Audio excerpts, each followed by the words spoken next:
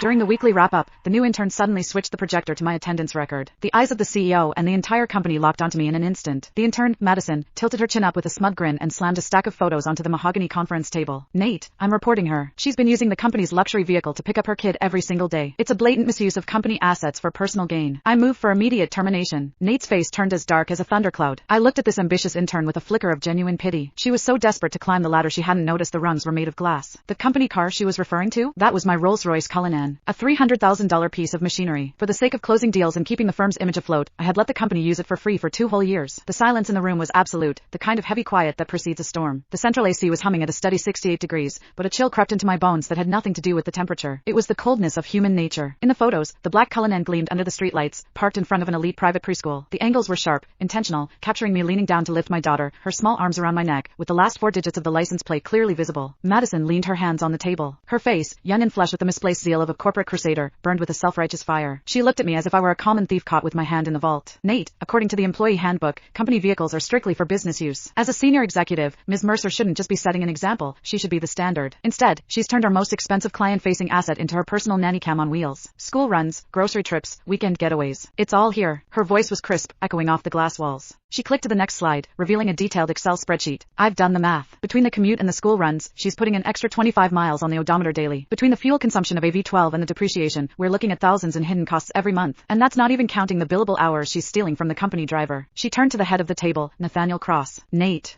was my college classmate. He was the founder of this firm. In the early days, when he couldn't even cover payroll, I was the one who dipped into my savings to keep the lights on. Later, when we needed to project an image of success to land the big fish, my 5-year-old BMW didn't cut it. Without a second thought, I brought in the Cullinan I'd bought myself as a 35th birthday present, a car I'd owned for less than a month. I told him back then, take it, use it. We need the clients to see we're already in their league. That temporary favor had lasted 2 years. I paid for the gas. I paid the insurance premiums.